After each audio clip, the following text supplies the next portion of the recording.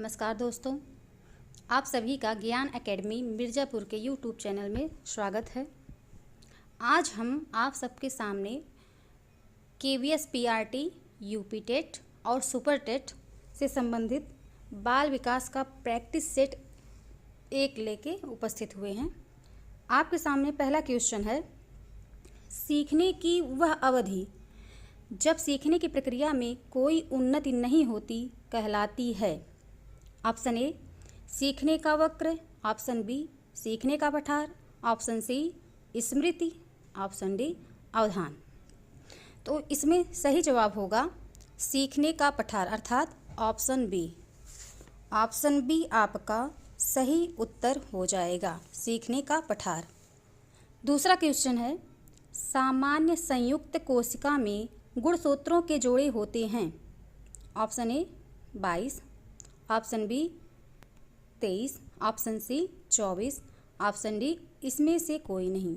तो ध्यान दीजिएगा इसमें कि अगर आपसे ये पूछे कि सामान्य संयुक्त कोशिका में कुल गुणसूत्र की संख्या कितनी होती है, तो आपका जो कुल गुणसूत्र होगा, जोड़ा ना पूछ के सिर्फ पूछे कि कुल गुणसूत्र की संख्या कितनी होती है, तो आप इसमें 46 लिखेंगे। कैसे होगा 46? ये जो 23 जोड़ा पूछा, इसमें ऑप्शन आपका बी सही रहेगा, 23 जोड़ा ऑप्शन बी सही होगा। तो इस 23 जोड़े में 2 से मल्टीप्लाई कर देंगे। 2 से क्यों करेंगे? क्योंकि 23 आपका पुरुष और 23 गुणसूत्र आपका महिला, इन दोनों को मिला के 46 हो जाएंगे। इसीलिए हम इसमें 2 से मल्टीप्लाई करेंगे। 23 जोड़े में 2 से मल्टीप्लाई करेंगे तो टोटल संख्या हमको 46 मिल जाएगी। अगर जोड़ा पूछे तो 23 जोड़ा, कुल संख्या पूछे तो 46। ठीक है, अगले क्वेश्चन पे चलते हैं। तीसरा क्वेश्चन है, बुद्धि लब्धि निकालने का सूत्र है। ऑप्शन ए मानसिक आयु गुणे वास्तविक सूत्र, ऑप्शन बी वास्तविक आयु बटे मानसिक आयु, ऑप्शन सी मानसिक आयु बटे वास्तविक आयु गुणे 100, ऑप्शन डी वास्तविक आयु गुणे मानसिक आयु। तो इसका सही उत्तर होगा हमारा ऑप्शन सी मानसिक आयु बटे वास्तविक आयु गुणे 100। क्रिया प्रसूत अनुबंधन का सिद्धांत का प्रतिपादक किया, अर्थात हमसे पूछ रहा है कि किसने किया है। इसमें ऑप्शन ए दिया है हल ने, ऑप्शन बी थांडाइक ने, ऑप्शन सी हेगार्टी ने, ऑप्शन डी स्किनर ने। तो जैसा कि हम सभी लोग पढ़ते चले आए हैं कि क्रिया प्रसूत अनुबंधन का सिद्धांत स्किनर महोदय ने दिया है। ऑप्शन डी सही है हमारा, स्किनर महोदय ने दिया। इसी को हम लोग आर्यस बॉन्ड या आर्यस थ्योरी भी कह सकते हैं, आर्यस थ्योरी या बॉन्ड। अगला सवाल है, सीखने में प्रयास व भूल के सिद्धांत का प्रतिपादन किसने किया। Option A Kohler, option B Pavlov, option D C Thorndike, option D gestalt. तो ये आप सब शुरू से ही पढ़ते आ रहे हैं बीएड बीटीसी में भी कि सीखने में प्रयास व भूल के सिद्धांत का प्रतिपादन किया है थांडाइक महोदय ने। ऑप्शन सी सही है।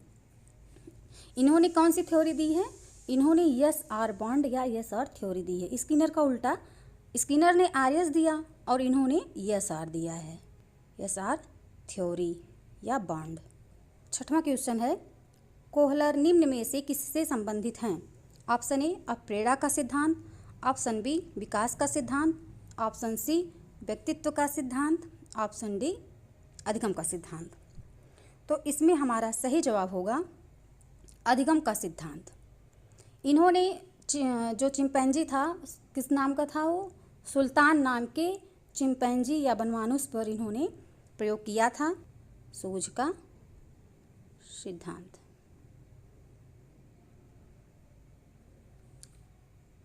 अगला क्वेश्चन है, बुद्धि के तरल क्रिस्टलीय प्रतिमान के प्रतिपादक कौन थे। Option A Cattell, option B Thorndike, option C Werner, option D Skinner. सही जवाब होगा कैटल, सही जवाब है कैटल। अगला क्वेश्चन है, निम्न में से कौन सा अधिगम के पठार का कारण नहीं है।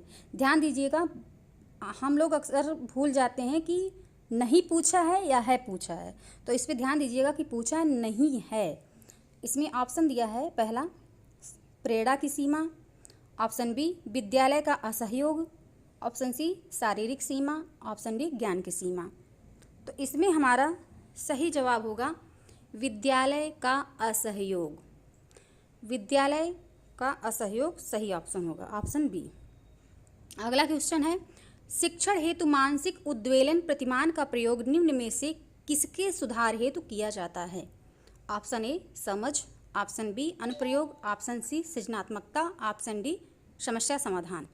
तो इसका सही जवाब होगा समस्या समाधान। ऑप्शन डी इसका सही उत्तर होगा समस्या समाधान। अगला क्वेश्चन है, अधिगम अनुभव और प्रशिक्षण के परिणाम स्वरूप व्यवहार में परिवर्तन है, यह कथन किनके द्वारा दिया गया है? ऑप्शन ए गेट्स व अन्य, ऑप्शन बी मॉर्गन और Gilliland, option C Skinner, option D Cronbach. तो इसमें हमारा सही जवाब होगा गेट्स व अन्य। एक चीज़ इसमें ध्यान दीजिएगा कि जहाँ पर प्रशिक्षण आ जाएगा, अधिगम अनुभव और प्रशिक्षण के परिणाम स्वरूप व्यवहार में परिवर्तन है, इसमें प्रशिक्षण पकड़िएगा थोड़ा ट्रिक टाइप का, कि जहाँ प्रशिक्षण दे दिया वहाँ आप लोग गेट्स व अन्य लगा दीजिएगा, क्योंकि इनके अलावा प्रशिक्षण शब्द और किसी मनोवैज्ञानिक ने नहीं कहा है। अब आगे आप लोग का अभिवृद्धि यानी वृद्धि और विकास में डिफरेंस बताया जा रहा है कि वृद्धि और विकास में क्या अंतर है। थोड़ा थ्योरी इसके बारे में भी जान लिया जाए। दिया है, वृद्धि से अर्थ शारीरिक एवं व्यावहारिक परिवर्तनों से है। वृद्धि से अर्थ शारीरिक एवं व्यावहारिक परिवर्तनों से है, जबकि विकास से अर्थ शरीर के विभिन्न शारीरिक, मानसिक तथा व्यावहारिक संगठन से है। इसमें वृद्धि में क्या है? शारीरिक एवं व्यावहारिक। विकास में क्या है? शरीर के विभिन्न शारीरिक, मानसिक और व्यावहारिक संगठन से है। नेक्स्ट पॉइंट है, वृद्धि में मनुष्य के कद, भार और शरीर आदि में आए परिवर्तनों के लिए वृद्धि शब्द का प्रयोग किया जाता है। किसमें? कद में, भार में और शरीर आदि के में आए हुए परिवर्तन में। जबकि विकास शब्द व्यक्ति के व्यक्तित्व में आए संपूर्ण परिवर्तनों को दिखाता है। वृद्धि में सिर्फ कद, भार और शरीर के अंतर्गत आए परिवर्तनों का विश्लेषण किया जाएगा, जबकि आपका इसमें व्यक्तित्व में आए संपूर्ण परिवर्तनों का अध्ययन किया जाता है। अगला पॉइंट है, वृद्धि विकास के अवयवों में से एक है। वृद्धि विकास के अवयवों में से एक है, जबकि विकास एक विशाल तथा सर्वांगीण शब्द है।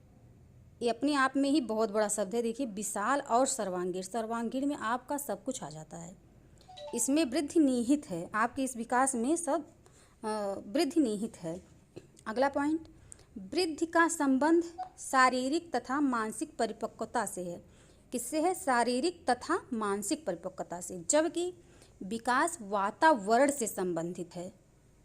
नेक्स्ट पॉइंट, वृद्धि में बताया गया है कि शारीरिक परिपक्वता प्राप्त करने के पश्चात वृद्धि रुक जाती है, अर्थात वृद्धि एक निश्चित समय पर जाकर रुक जाती है, अस्थायी हो जाती है, जबकि विकास की क्रिया जन्म से लेकर मृत्यु तक चलती रहती है। जन्म से लेकर मतलब गर्भाधान से ही, बच्चा जब गर्भ में रहता है तभी से विकास की प्रक्रिया चलना शुरू हो जाती है, और कब तक चलती है? मृत्यु तक चलती है।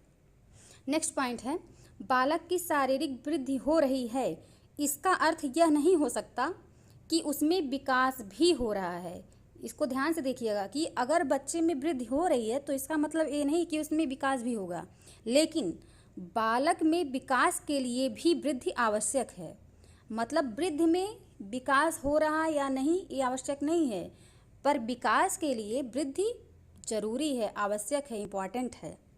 इस सेशन का लास्ट पॉइंट है, वृद्धि और विकास के अंतर्गत वृद्धि पर वातावरणीय कारकों के अनुसार प्रभाव पड़ता है, वह लाभप्रद है या हानिकारक हो सकता है। मतलब जो वातावरणीय कारकों का प्रभाव पड़ता है वह हानिकारक भी हो सकता है और लाभप्रद भी हो सकता है, जबकि बालक में परिपक्वता के विकास का संबंध वृद्धि में ही निहित होता है, अर्थात वृद्धि में ही समाहित होता है।